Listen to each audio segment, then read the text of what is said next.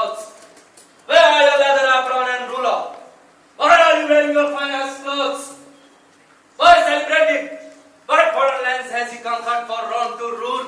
What foreign princes are chained to his chariot wheels and on Rome ransom money? You blockheads! You unfeeling men! You bust them stupid things! Oh, you with the hard hearts, you cruel man of Rome! Didn't you know Bombay? Many a time you climbed up to walls and battlements, to towers and windows. Yes, you all have even climbed to chimney tops with babies in your arms and sat there all day, just waiting to see great Pompey right through the streets of Rome. When you saw his chariot, didn't all of you shout all at once so loudly that the Tiber River shook the sound from echoing within its bank? Now you choose to celebrate a holiday. Now you put on your finest clothes. Now you toss flowers in the path of the man who comes to triumph having defeated Pompey's son. Get out of here. Run to your houses and fall on your knees and pray to God to spare you from a terrible punishment that is certain to come to down upon you for such an ingratitude. Go, good countrymen, and to atone for this ceremony judgment. Gather together all the poor men like you. Lead them to the banks of Tiber River and weep into the water until it overflows.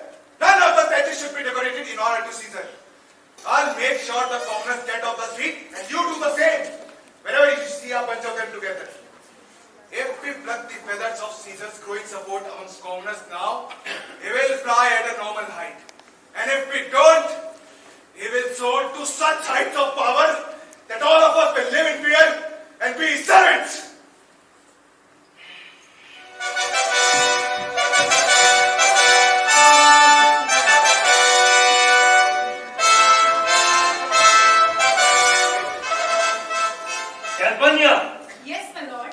Stand in the path of Antonius as he runs a race. Antonius! Yes, my lord Caesar! Antonius, while you are running, don't forget to touch Calpurnia. As our elders say, if an infertile woman is touched during the holy race, she will escape the curse of sterility. I shall remember. When Caesar says do this, consider it done. Let's go then. And don't leave out any of the proper rituals. Caesar! Who is calling me?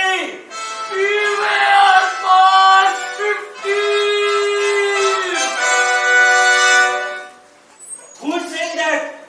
A soothsayer tells you to be aware on 15th March. He must be crazy. Let's leave him. Come on.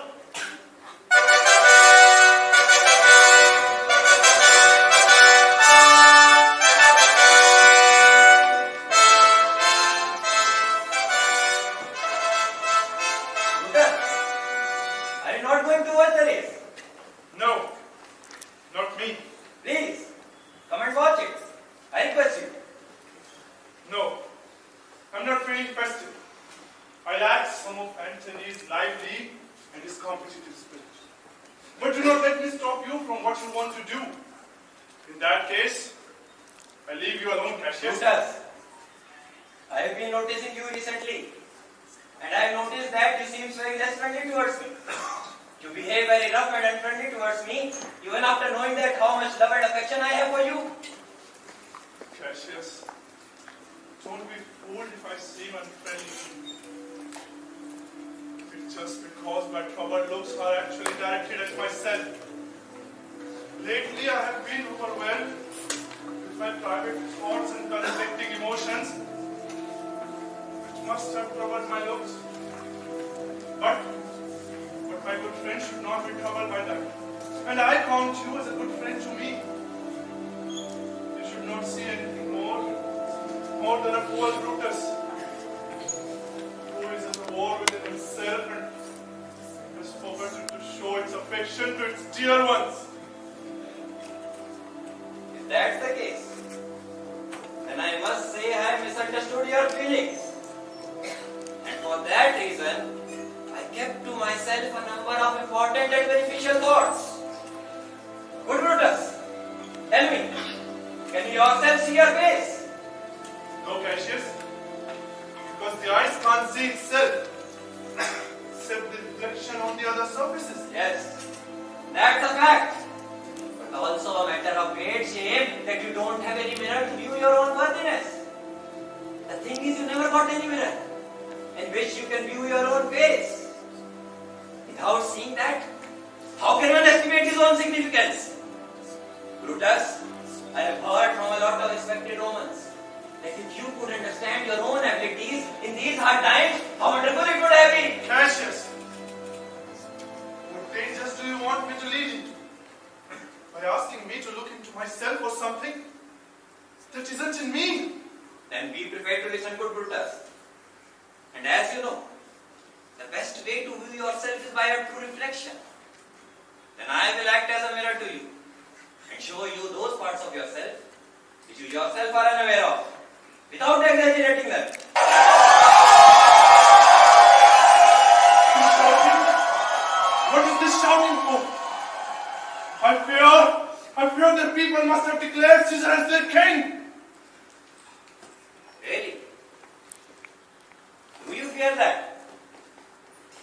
Then I must guess you don't want that to happen. No! I don't want that to happen. Even though I love Caesar dearly, but I still don't want him to get crowned as a king.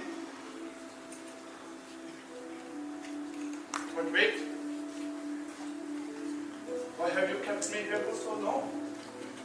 What else do you want to tell me? Brutus, if it's for the general good of Rome, I'm telling you I would do anything. Anything, even if it meant by my death. Because I'm someone who loves his honor more than he fears his death. I know you have those qualities, Brutus. And that is why I am aware of your noble inclinations. In fact, honor is what I want to discuss with you. I don't know what you and other men think of this life, but as for me, I would not like to live at all than to live in awe of a man no better than myself. I was born as free as Caesar. So were you. And we both have eaten as well. And we both are capable of enduring the cold winds as he is. Once on a harsh windy day, as Tiber river swelled against its bank, Caesar said to me, Cassius, would you dare to jump into that rough water and swim to that distant point? I immediately plunged in and asked him to follow me. So he did. We both, with all of our strength, fought against the rough water. But before we could reach the desired destination, Caesar suddenly started crying, Cassius! Cassius, please save me! Please save me or I will sink! There I saved Caesar. I carried him out! Just as the way our sister Anise carried his father and Thyses from the fires of Troy, I carried him out. And today Caesar is a god. And Cassius, a wretched creature, who must go down, even when Caesar carelessly nods away. I remember once when he was in Spain, Caesar got a fever. And when he was in its grip, I noticed how his shoe, yes, it's true, this god was shaking. His lips lost their color, and the gaze which terrifies the whole world lost its gleam. I noticed how he groaned. He was groaning like a little girl. Tedious, get me something to drink. Oh God, it amazes me that a man of such weak constitution could get over all of us and carry the prize of victory all alone.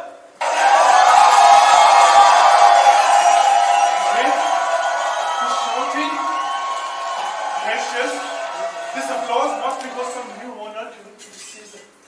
He has overshadowed all of us like the giant statue. And we petty men walk under his huge legs just to find our dishonorable graves, as if we are some slaves. Brutus, sometimes men have to make their own destiny. The fault is not in our stars. It lies within us. We are the weak men. Brutus or Caesar? What's special in this name, Caesar? Why his name should be shouted more than you? You write both names together. Your name is just as good as to write. You say both names together. Your name is just as good as to say. You weigh both names together and your name is just as heavy. Do magic with Brutus and Caesar, and Brutus will call all the spirits and Caesar will. Now in the name of all gods, just answer me one question. What special made Caesar evident? That made him grow so great that he has overshadowed all of us and started dictating us. I feel ashamed. I feel ashamed that Rome has lost the capability to raise noble blood. Cassius, I do not doubt that you love me. I'll tell you what do I think about this and about what's happening in Rome later. But for the moment, in the name of our friendship, I would prefer that you not try to do any more persuading. I'll think what you have said to me. I'll find appropriate time so that whatever else you want to tell me, I'll listen patiently. I'll consider and think about these such weighty matters. But my noble friend, think about this. I will rather call myself some villager of Rome instead of calling myself some noble citizen of Rome. I'm glad that my weak words have caused a small show of passion from you, Brutus.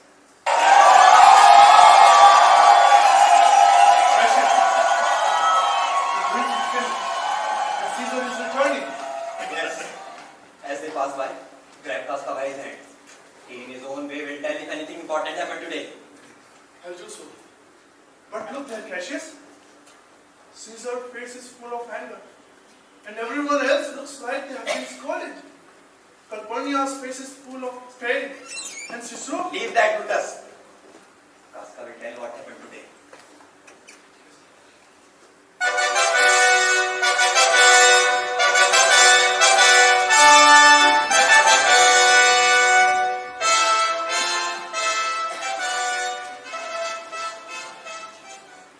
Look, Antonius.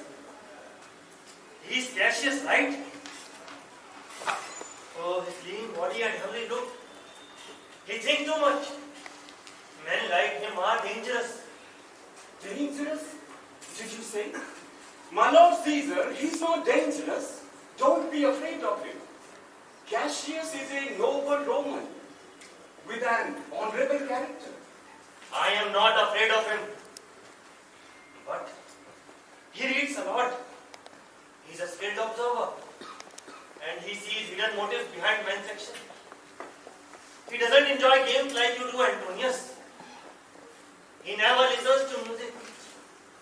He smiles rarely.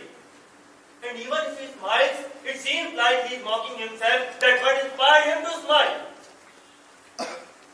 Men like him are very dangerous. I am telling you what should be feared rather than what I fear. Because, after all, I am Caesar.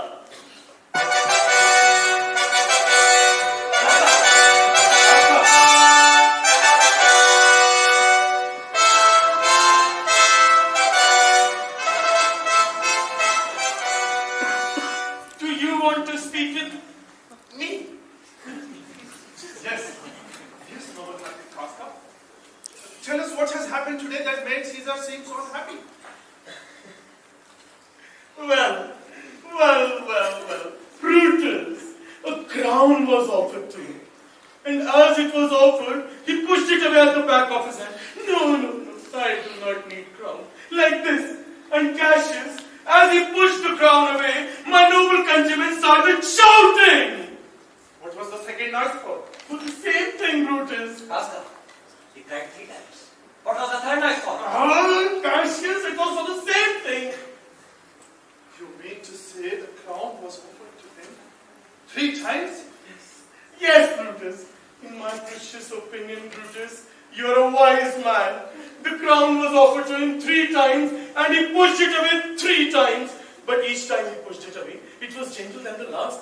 And Cassius, each time he pushed the crown away, my noble countrymen started cheering him up. Who offered him crown? Cassius, how can you be so unguessable? It was Mark Antony. Who else? Casca, tell us more about that. Brutus, I just as soon be hanged than to describe all of it. It was all foolishness in my eyes. I didn't pay any attention to it. But, yes, Brutus, I saw Mark Antony offering him a crown. No, it didn't actually look like a crown. It was more or less looking like a wreath. But yes, Caesar refused it once. And then, in my opinion, he would have gladly taken it, but he refused it. And then Mark Antony, clever man, he offered the crown to him the second time, and Caesar refused it the second time. Yet again, in my opinion, he actually didn't want to take his hands off it, but he refused it, Cassius. And the third time, Mark Antony offered him the crown, he refused it again. Yet, this time, Brutus, as he refused to take the crown, the masters hooted, clapped their chapped hands, threw up their sweaty hands, and rolled out with a load of stinking breath that nearly choked Caesar himself, and he fell down. As for me, I didn't dare to laugh at it because I was fearful to open my lips and inhale that stinking breath. Stop for a minute. What did you say?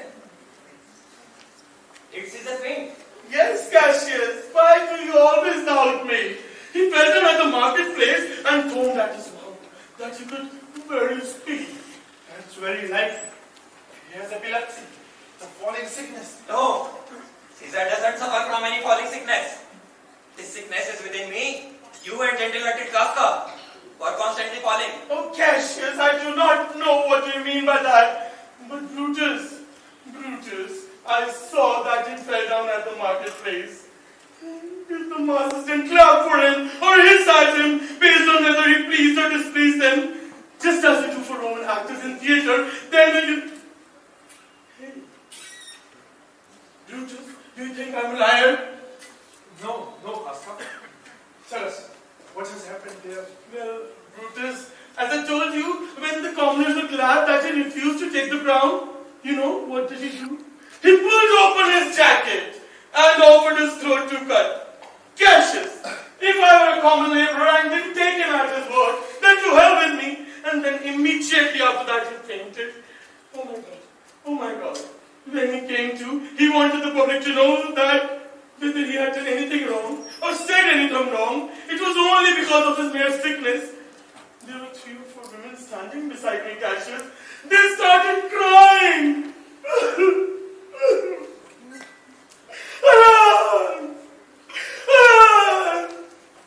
Good soul. Caesar is a good soul. But Cassius, please do not pay any attention to it, because even I did not pay any attention to it. But yes, if Caesar would have killed their mothers, they would have done the same thing. I know. And after all that, you look this way, seem so unhappy. Yes, Brutus. But I have no news to tell you. Murderers and failures have been punished to pull off the skulls of statues of Caesar. Oh my God. Why did I tell you all this? Oh my God. I need to go. I need to rush. Casca. Yes. Would you like to have dinner with me tonight? No. I have other commitments. Then tomorrow? if I'm still alive after all of this. Then why not?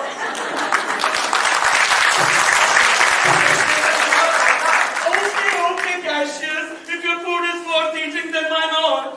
And yes, if you're still sane, then why not? Bye, Ashraf. I'll wait for you. Oh my God, I did just melt out. You fall down? What a foolish man he has become. Cassius, he used to be so quick-witted when he was in school. He's not foolish. Yes, sometimes he talks foolishly. But that only helps him. Because people take his blunt words with more ease. That's exactly. But for now, I'll leave you. But if you want to talk to me about this, I'll come to your home. Or you can come to my place. I'll wait for you.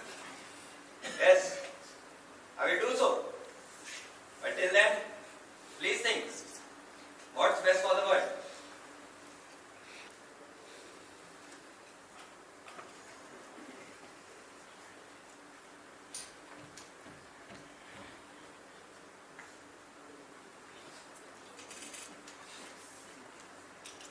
Well, Brutus. You are such a noble man.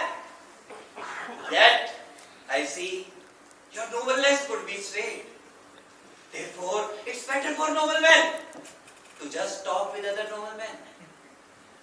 Because who is a man? He can't be seduced. Caesar hates me, but he loves Brutus. If I were Brutus and he were Cassius, he would never have been able to sway me as much as I swayed.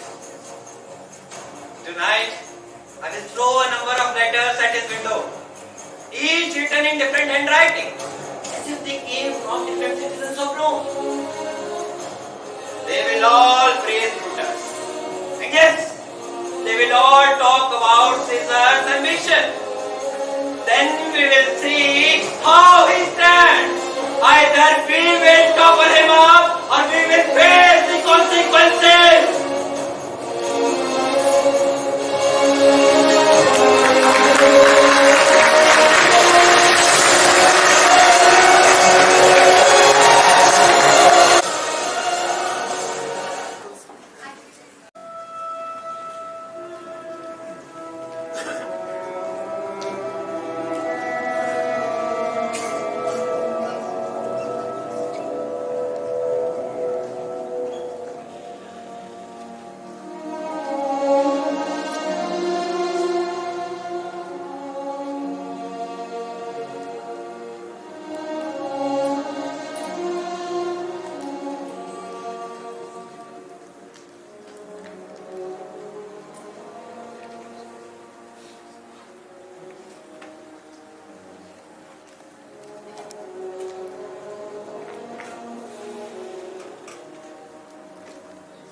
Killing Caesar is the only way. As for me, I have no personal reason to harm him, other than the common good. But he wants to be crowned king. But the question is, how might being king will change him? Just as sunny days cause poisonous snakes to come outside, bad things can come out from what looks good. And so we must step careful. If we crown him king, then I admit we will be giving him so much of power that he could use to do evil things. If we want it, the abuse of power comes. Power gets separated from empathy and compassion. And to be honest about Caesar, I've never seen his emotions to get better of his reason. But it's a basic truth that an ambitious young man uses humility to get up to the ladder. And once when he on the top rung, he turns his back on those beneath him. and shoots for the skies, whilst crowning about what he did to get to the top. Caesar might do the same. And because he might, we should kill him. Since our argument has nothing to do with who he is right now, I should think of him in a way. What if his character got transformed into the one that I have described? And so, we should think of him as a serpent's egg, which once grows, it grows dangerous and poisonous. And just as all serpents do, we should kill him while he's still in the shell. Sir, the candle is lit in the study room. While I was searching on the window sill for the flame, I found this paper. Sit up like this.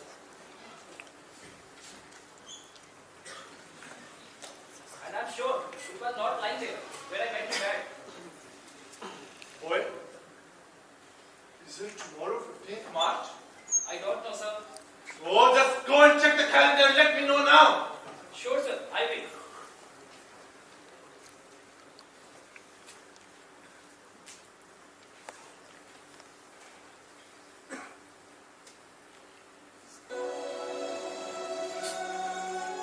Brutus, you are sleeping. Wake up and see yourself for who you are. Will Rome speak, strike, right the wrongs? Brutus, you are sleeping. Wake up. I have come upon many other encouragements like this, left in places where I would have found them.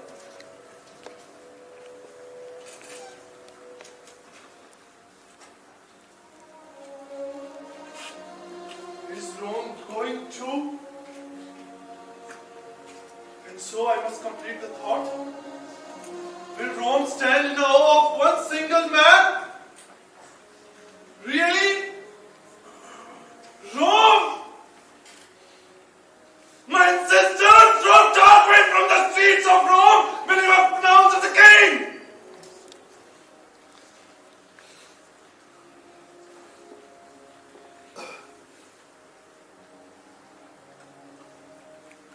Speak, strike, right the wrongs. Is this letter asking me to speak and strike? Oh, Rome! I'm telling you, if a single strike would result in the restoration of the Republic, I would do everything! I would do everything you are asking for! With my very own hands! Sir, 15 days of March have passed.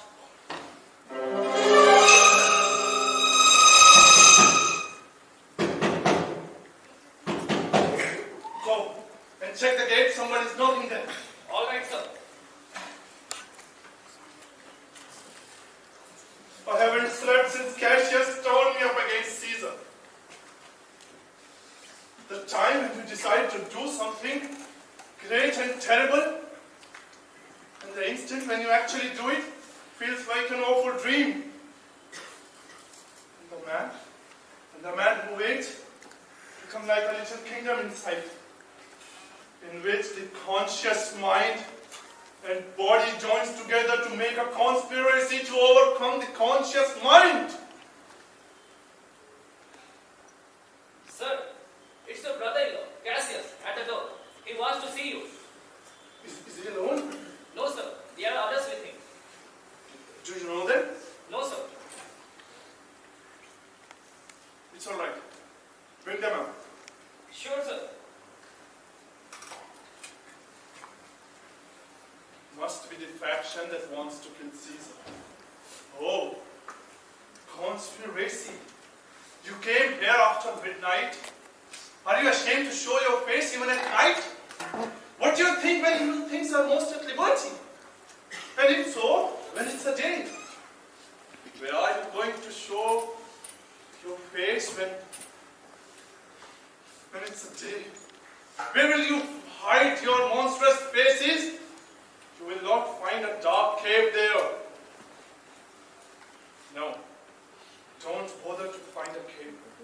Instead, hide your true faces behind smiles and friendliness. And if you went ahead and got exposed, I'm telling you, hell itself wouldn't be dark enough to keep you from being found and stopped.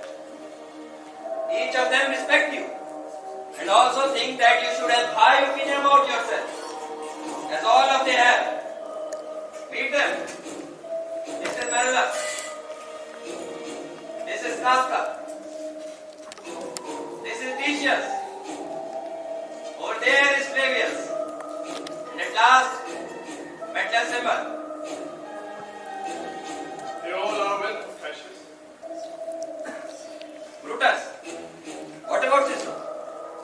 Should we get a sense of his thoughts? I think he will strongly support us. Cassius, in my precious opinion, let's not leave him out. Yes, by all means. Yes, we should bring him in. His age and renown will ensure that people speak in our praise. Also, it will be said that Cicero's good judgment directed our plans. Our relative youth and recklessness will be obscured by his sober seriousness. No, don't bring him in. We shouldn't talk to him about this, because he's someone who will never follow anything that other men have started. Then leave him out. Indeed, he's not a good fit for this, I think. Gentlemen, I have a question. Should Caesar be the only one we target?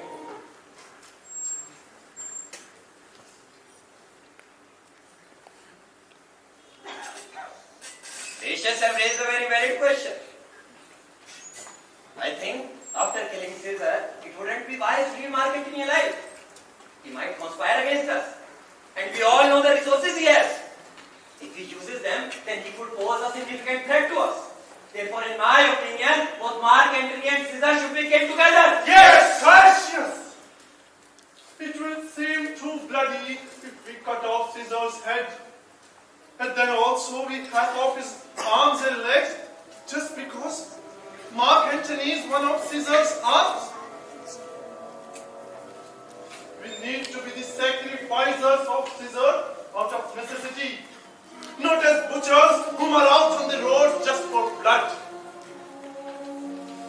Oh, my noble friends, let's kill Caesar boldly, and there is no blood in that. Let's carve him up like a dish fit for the gods. Don't hack him up like a carcass fit for the dogs. And like this will make our actions to be driven out of necessity. And it will represent us in front of the commoners as surgeons, not as murderers. And don't think about Mark Antony. He will not be doing anything more once his head is cut off. But I still fear him, Brutus, because of the amount of love he has. Oh, Cassius, don't think about Mark Antony. If Antony loves Caesar, then he can only hurt himself by falling into despair and dying for Caesar. And in my opinion, Mark Antony will not do it. Because he's someone who loves sport, reads book, excitement, and he parties too much. There's nothing to fear from him. Let him not die. He will live and laugh at this later on.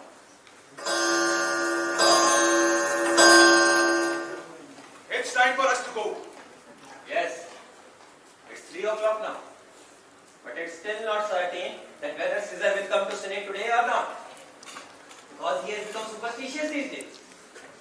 It's possible that due to his fortune teller's insistence or the unusual terror of night, he might not come to Senate at all. Don't you worry about that. If that's what he is planning to do, I can persuade him otherwise. He loves to hear from me, telling him how unicorns can be captured with trickery around trees, bears with glasses, elephants in holes, and lions with necks. Just as men can be tricked by flatterers. When I tell him that he hates flatterers, he agrees. Even though that is the exact instance when I am flattering him the most. Let me work on him.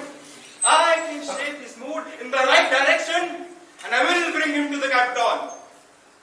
That would be good. Okay, gentlemen. Look happy and well rested. And watch your faces. Let's not allow our faces to betray our plans. Instead, carry ourselves as our Roman actors do, with bright faces and calm spirits. And so, good morning to all of you.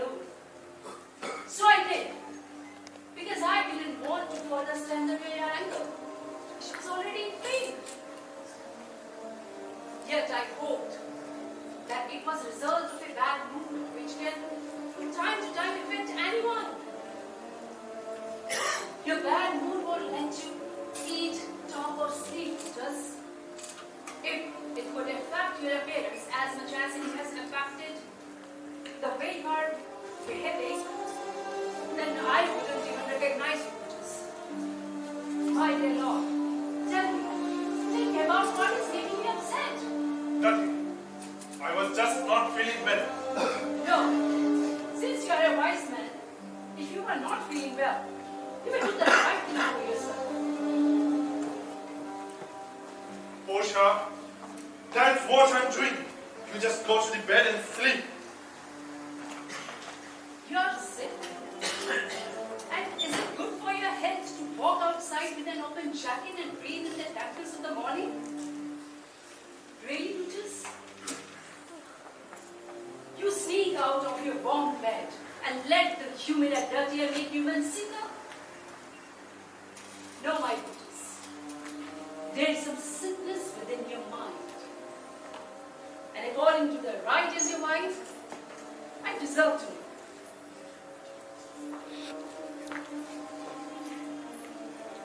On my knees I beg, by my once praised beauty, by all your love vows, by the vow of that great marriage which brought two of us together and made into one person, that you really, as I am one half of yourself, tell me why you are unhappy.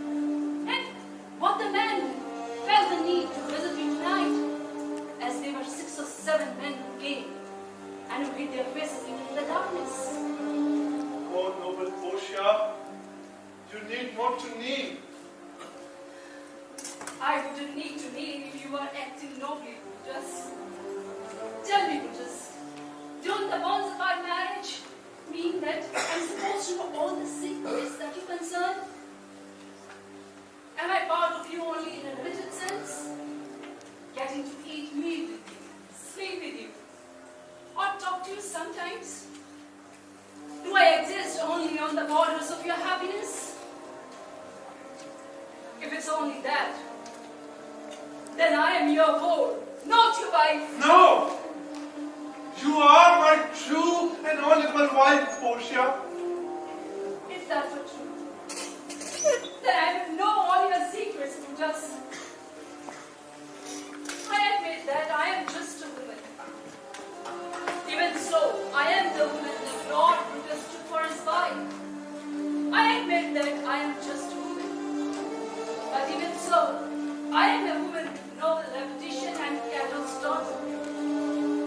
Do you think that I am no stronger than the rest of my sex? Having such a father and such a husband? Tell me, Brutus. Tell me, I won't tell it to anyone. Brutus,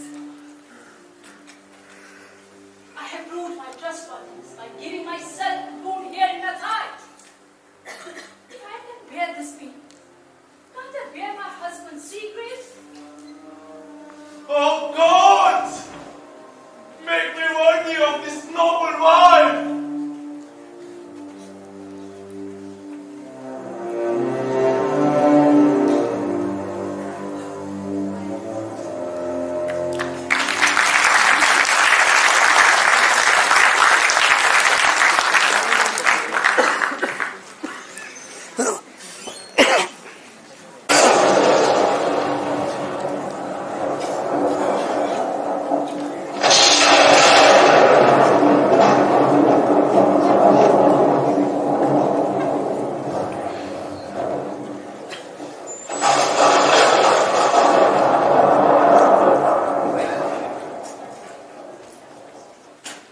Neither the earth nor the sky have been at peace tonight.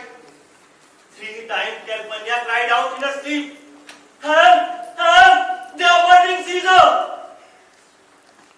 Hey! Come here! My lord, Go and tell the priest to sacrifice an animal to the gods and bring me the interpretation of the results. I will, my lord. What is this, Caesar? What is this that I'm hearing? You think you're going to go outside? You are not leaving this house today. I will go out. The things that threaten me have never seen anything but my back. When they see Caesar's face, they will disappear. Caesar, I never paid attention to omens. But now they frighten me. One of the servants has told me that apart from the things that we have seen and heard, the night watchmen have also seen horrid things. Caesar, a lioness gave birth in the streets, and graves opened wide and let out their dead. Fierce fiery warriors fought in the clouds, Caesar, in ranks and squadrons, with the usual military formations, until blood drizzled down from the sky onto the capital. The noise of the battle clashed in the air, Caesar, and horses neighed, and dying men groaned, and the whole street is squealed in the streets. Caesar, these things are beyond all normal experiences, and I fear them. Who can avoid what God wants to happen? Still, Caesar will go out. These omens have to do with the world in general as much as they have to do with Caesar. Caesar, when beggars die, no comets appear in the sky. The heavens only light up to announce the deaths of princes. Cowards die many times before their death, Calpurnia. The brave only die once. Of all the incredible things I have heard about, men's fear to death is the strangest. Death, which can't be avoided, will come when it wishes to come.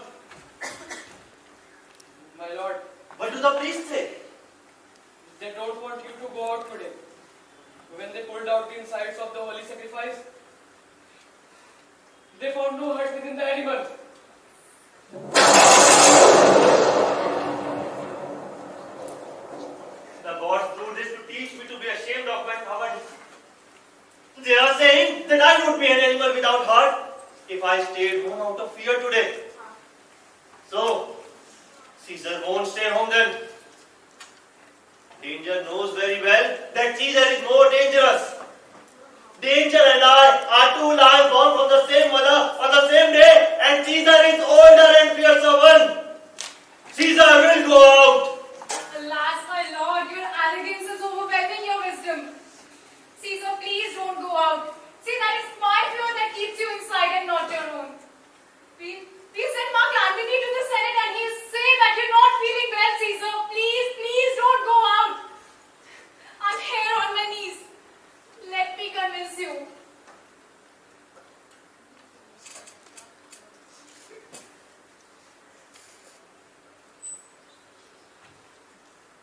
Get up. Mark Antony will say, I am not coming. And I will stay home for your sake. Hey, Caesar! Good morning, noble Caesar. I have come to escort you to the Senate. Oh, Decius! So you can carry my greeting to the senators and tell them I won't come.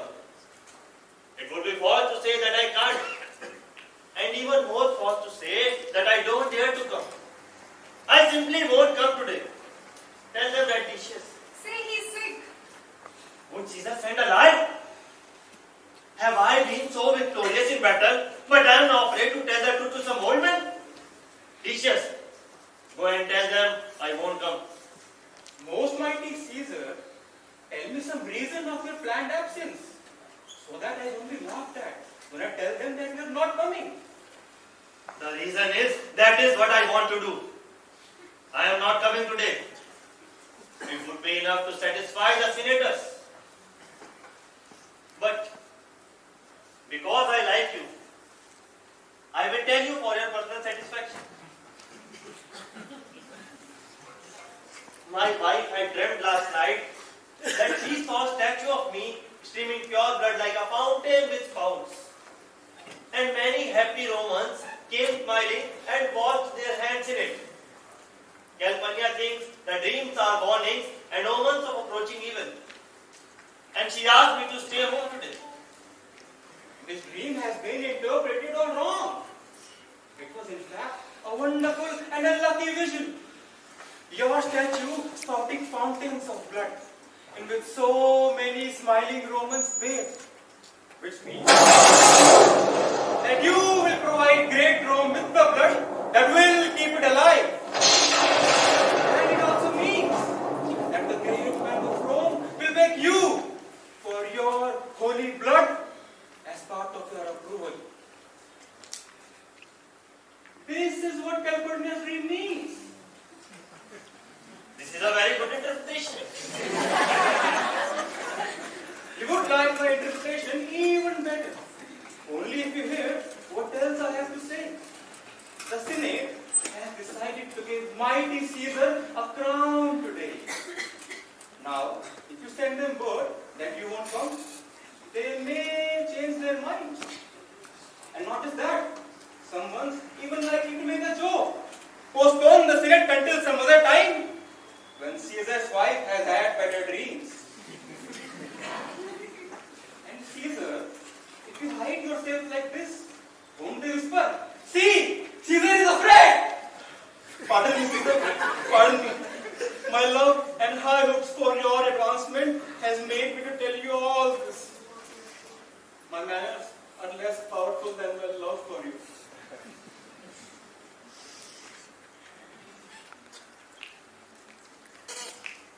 How foolish your fears seem now, Calpurnia. I am ashamed that I gave in to them. Decius, wait for me outside. Caesar will go.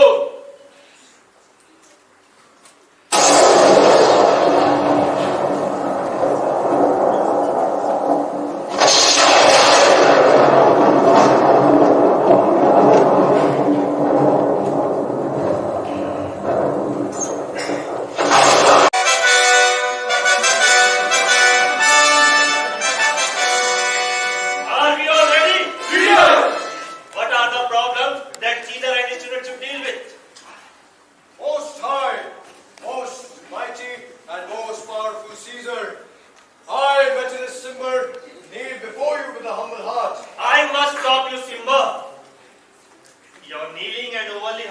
courtesies might flatter an ordinary man. Your brother was banished by decree. If you kneel and beg and flutter for him, I will kick you out of my way like a dog. Know that Caesar won't punish anyone without good reason, and will not leave him without good reason. So is there no voice worthier than my own to sweetly ask the great Caesar to repel the banishment of my brother? Caesar, I kneel in front of you, but not in flattery. But still I want you to repeal Publius Cimber's banishment immediately. What? Brutus? Pardon, Caesar. Pardon. I throw myself at your feet and ask that Julius Caesar regain his citizenship. I could be influenced if I were like you. If I could beg others to change their minds, begging would convince me too. I was resolved that Caesar should be banished, and I am resolved that he should remain banished. Oh, Caesar, enough! Would you try to lift Mount Olympus? Great Caesar! Why are you kneeling when even Brutus kneeling is in vain? Hand! Speak for me! Ah!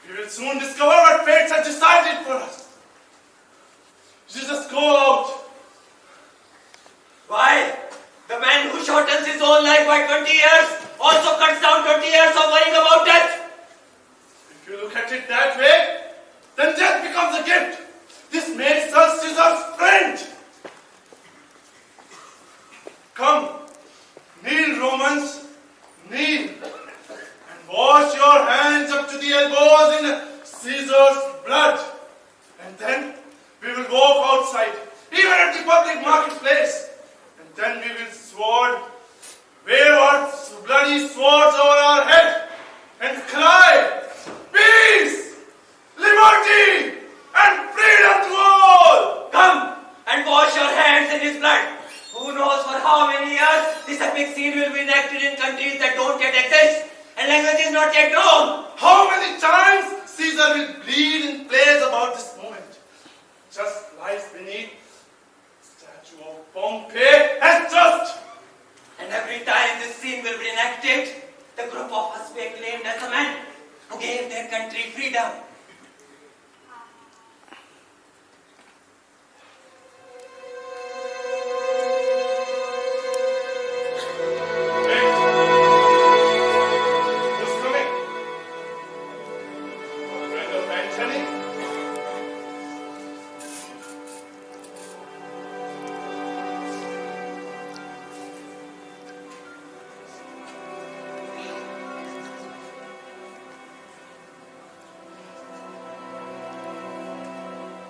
Brutus, my master told me to kneel like this.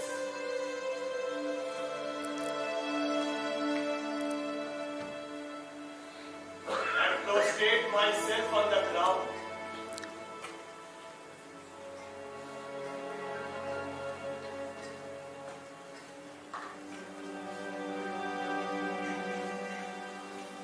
And being on the ground like this, he told me to say that Brutus is noble, wise, brave and honest.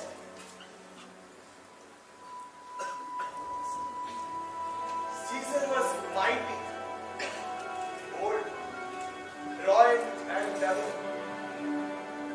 Antony loves Brutus and honors him.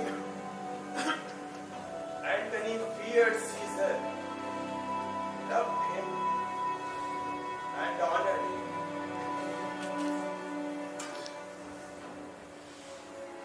If Brutus will promise that Antony will be safe to come to him and hear an explanation that why Caesar deserved to be killed, Mark Antony will not love dead Caesar as much as living Brutus, and he will follow noble Brutus in the bad times of this unprecedented state of affairs. As says my master Antony. Your master is a wise and brave Roman. I never thought it otherwise. Go and tell him. If he comes here, he will get a full explanation for my actions, and he will leave unharmed. I swear it on my honor.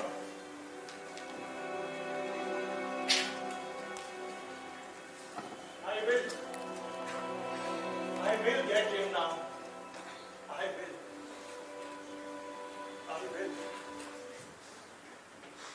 I believe we will soon have Mark Antony as a good friend to us. I hope we do. But I still fear it. My misgivings end up coming painfully true.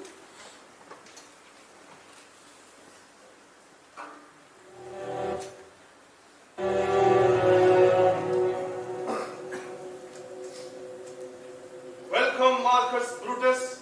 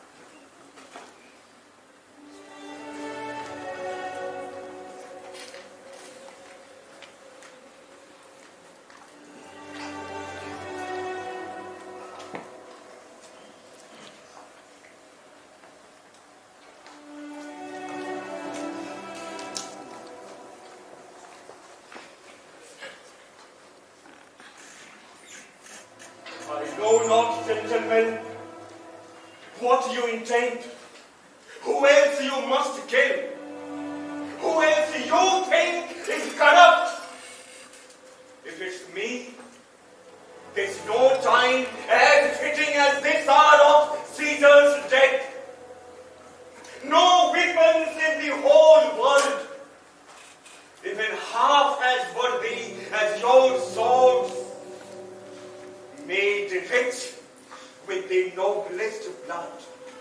I beg you, if you have any grudge against me, do what you want to do now, while your stained hands still smell of blood. Even if I live 1,000 years, I will never find a more apt moment to die. No place would I prefer to die than next to Caesar. And no manner of death would I prefer than being stabbed by you. The leaders of this new era. Oh, Mark Antony, don't beg us to kill you. Though we seem to be very bloody and cruel to you right now, with our bloody hands and what they have just done. But I'm telling you, you are just seeing our hands and the bloody work they have done. You are not seeing into our hearts. They are full of pity for Caesar. But the wrongs committed against the Rome overcome our pity for Caesar. Because the fire drives out the fire. Mark Antony, our swords have soft points, and they will not harm you.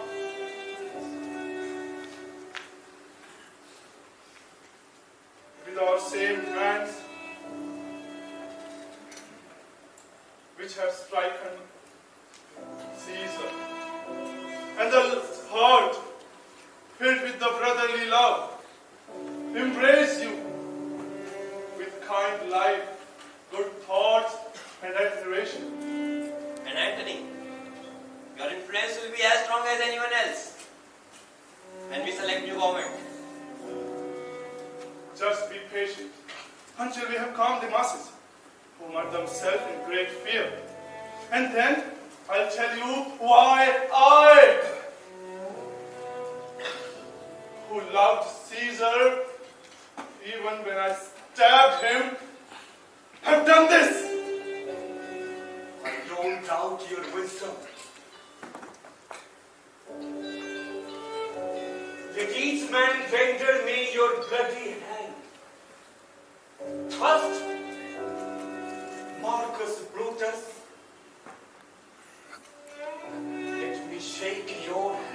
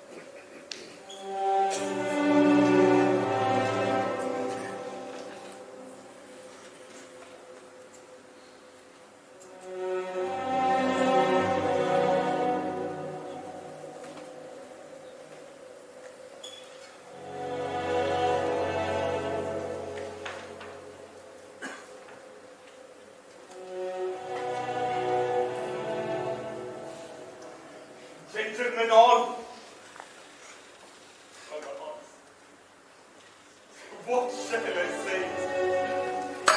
Now that we have shaken hands, my credibility stands on such slippery ground that you must think of me either a coward or a flatterer.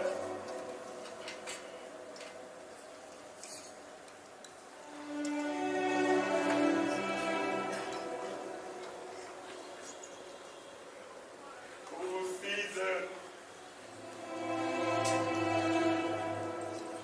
it is true. I did love you. If your spirit looks upon us now, would it grieve you more than your death? To see your Antony making peace by shaking the bloody fingers of your enemies, the most noble enemies, in the presence of your corpse.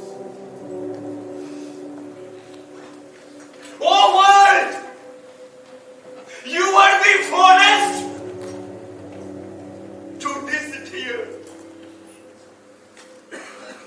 And this deer, oh world, was your deer. But now, you lie here, so much like a deer, stabbed by many princes. Mark Antony!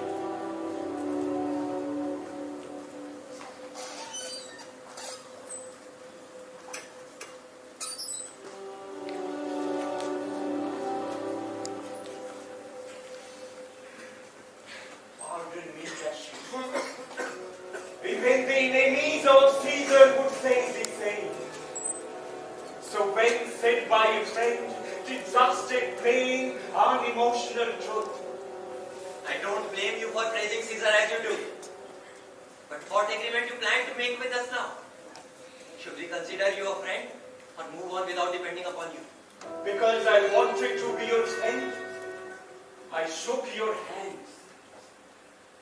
But indeed I was distracted when I looked down at Caesar.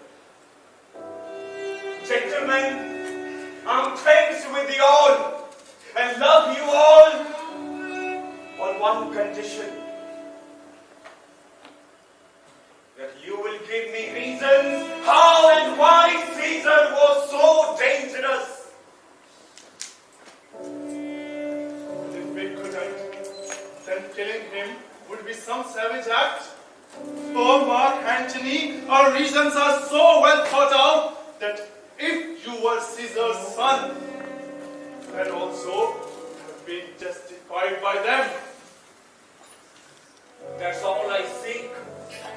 Moreover, I shall be allowed to bring his body to the marketplace and stand on the platform to speak during Caesar's funeral ceremony, as a friend ought to do. You may, Mark Antony. Brutus! I need to talk to you. What are you doing, Brutus? Never let Antony speak at his funeral. Don't you know?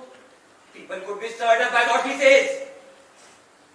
If you say, then I'll myself stand on the platform first and explain the reasons for the Caesar's death. And I'll say that Mark Antony is speaking with our permission. It will help us more than it will harm us. Anything could happen, Brutus. But I don't like this.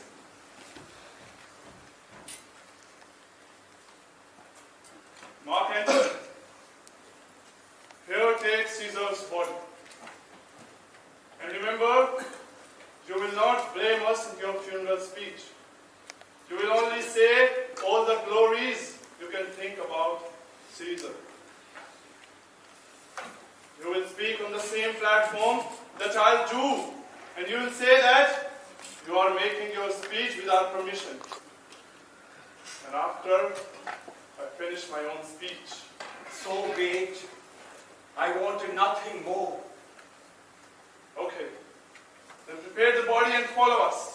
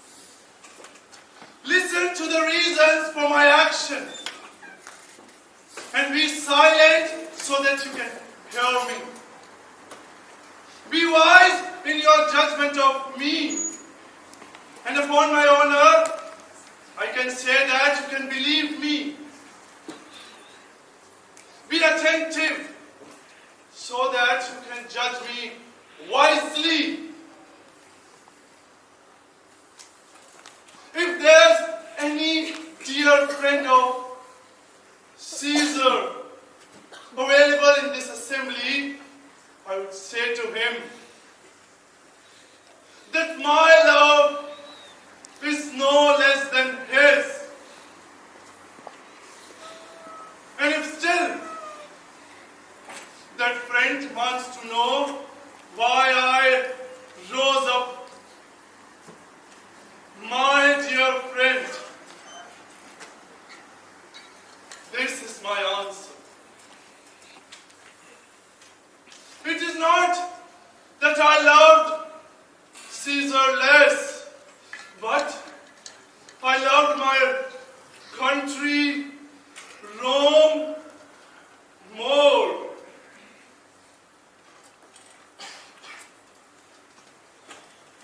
Caesar was my friend. I weep for him because he had so much of good fortune. I was happy for him because he was brave. I honor him because he was ambitious.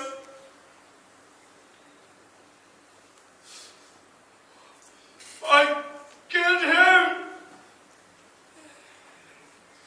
There are tears for his love, joy for his fortune, honor for his bravery, and death for his ambitions. Who here is so wretched that he wants to be a slave? If there are any, let them speak, because they are the one I have offended. Who here is so uncivilized? Who doesn't want to be a Roman? If there are any, let them speak, because they are the one I have offended. Who here is so despicable, who does not love his country? If they are the one, let them speak, because they are the one I have offended. I will wait for a reply.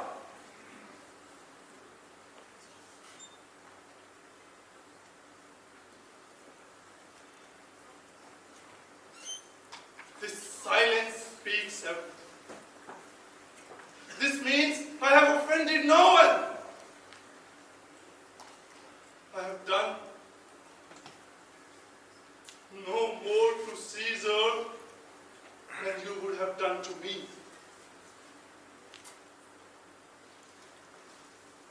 Countrymen,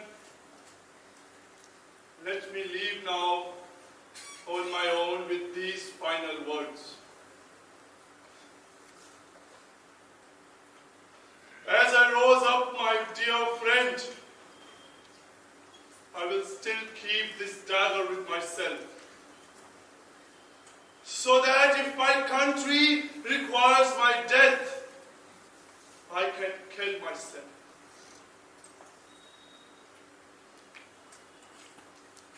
Let me leave now.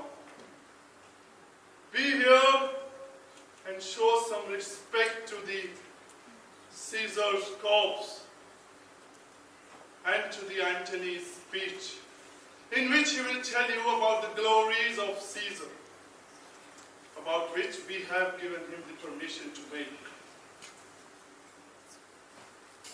I believe no one of you will leave except for us.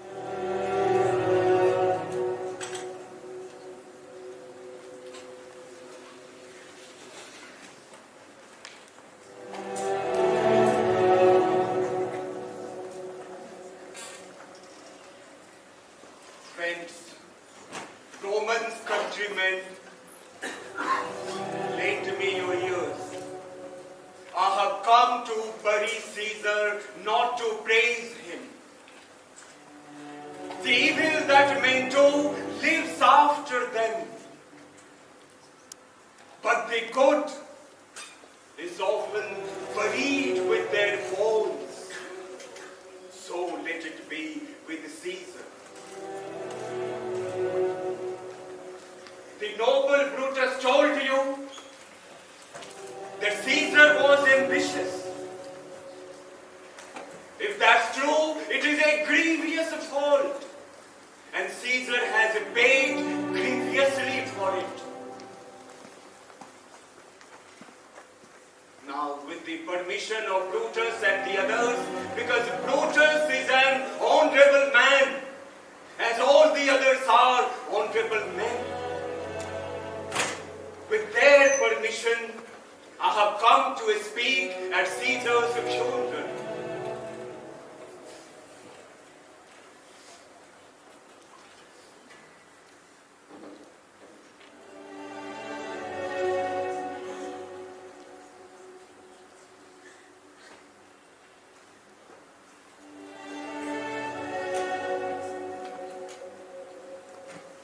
Caesar was my friend.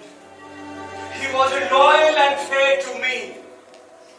But Brutus says Caesar was ambitious. And Brutus is an honorable man. Caesar brought many captives home to Rome, whose ransoms enriched the public treasury. Did Caesar seem ambitious in this? When the poor cried, Caesar wept. Ambition should not be so tender-hearted. Still, Brutus says, Caesar was ambitious. And Brutus is an honorable man. You did see that on the feast day of Lupercal, I presented Caesar a king's crown. Not once, but thrice. And all 3 times Caesar refused it. Was that ambition? Yet Brutus says Caesar was ambitious. And of course, Brutus is an honorable man. I do not say this to disprove what Brutus had said, but to speak about what I know. You all loved Caesar once, and not without reason. So what reason stops you from mourning him? Just yesterday, no one in the world would have stood against Caesar's command.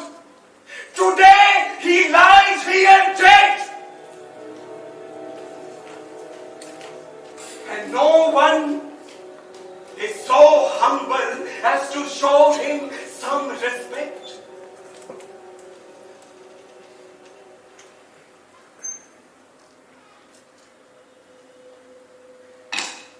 You all know this matter, don't you? Look, this is the place where Cassius's dagger cut through it. See the rip that the envious Casca made. The much beloved Brutus stabbed him through this hole. And when Brutus yanked out his cursed dagger, see how Caesar's blood followed after it. As if rushing out a door to see for sure if it was Brutus knocking so rudely. For Brutus was Caesar's angel. Oh gods, how dearly Caesar loved him. This was the most unkindest cut of all.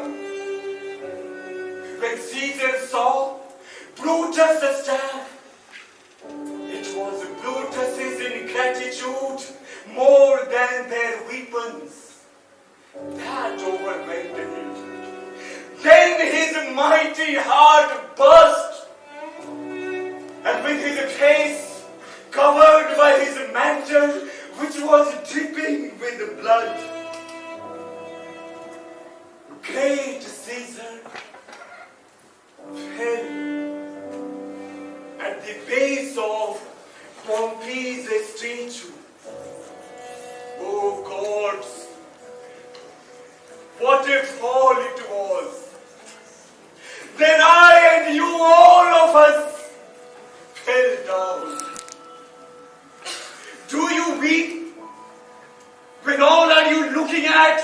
Caesar's wounded mantle?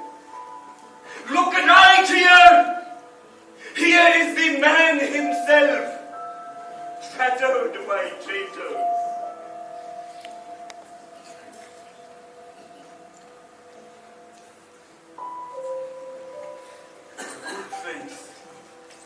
Good friends, I'm not here to steal your loyalty.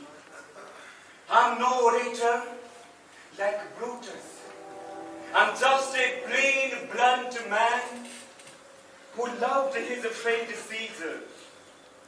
I don't have the wit, words worth action, or eloquence to stir men's blood.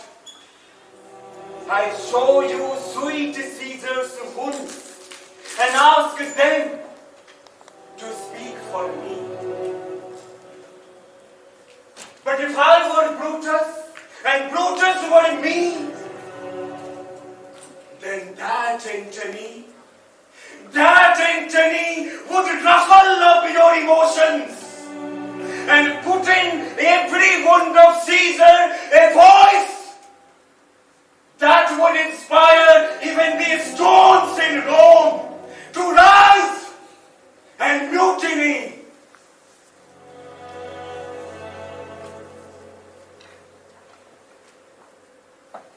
Here is a paper with Caesar's seal on it. I found it in his closet. It is Caesar's will.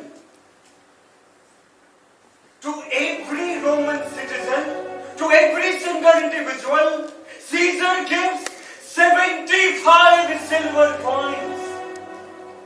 In addition, he has left you his walkways, his private gardens, and newly planted orchards on this side of the Tiber River. He has left them to you and to your heirs forever. Public parks where you can wander and relax. Here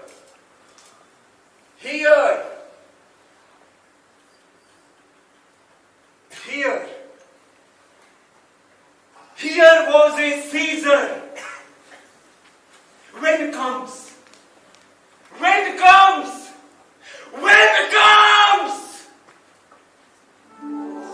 such another.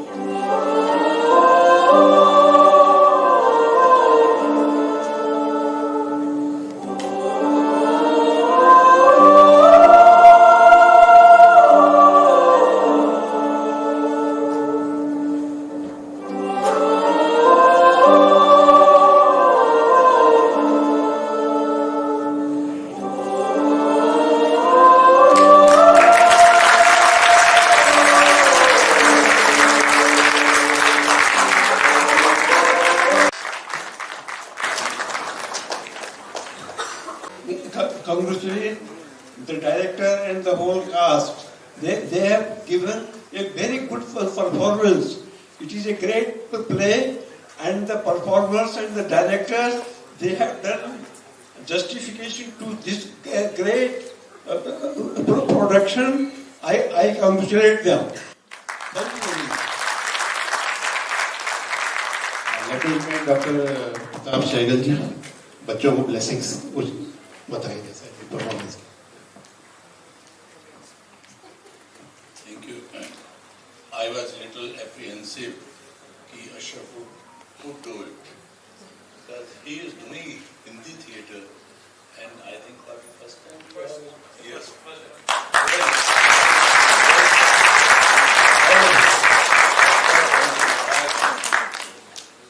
बहुत अच्छा लगा मुझे कि ये अब हिंदी से अंग्रेजी में आए हैं और आप लोगों ने भी एंजॉय किया होगा और मुझे लगता है और भी इस तरह की प्रोडक्शंस हमको देखने के लिए मिलेंगी और keep it up.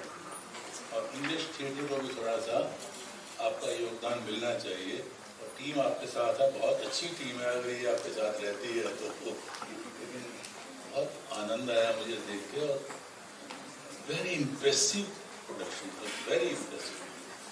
So I congratulate you, all of you, especially Ashraf, he is the engine, and the audience, wonderful audience.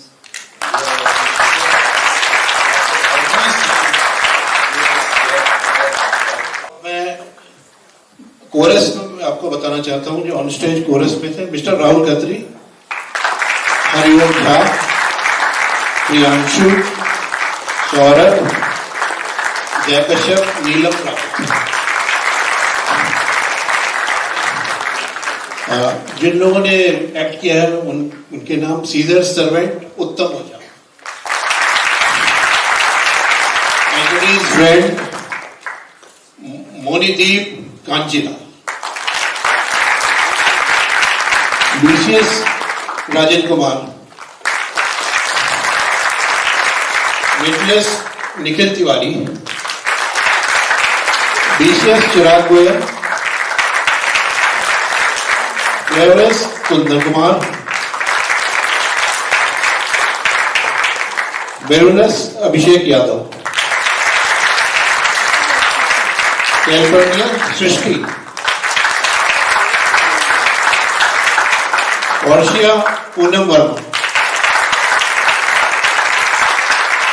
कास्का the comedian Gaurav Chaudhary.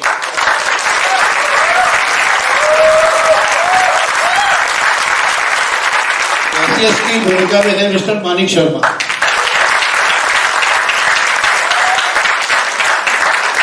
Brutus Azad Singh Sherawat,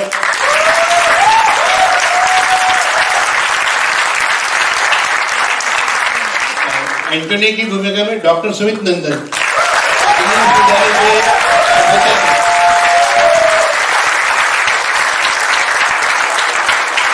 and finally Caesar की भूमिका Bharat Kumar. Thank you very much for your coming for here. We are appreciating.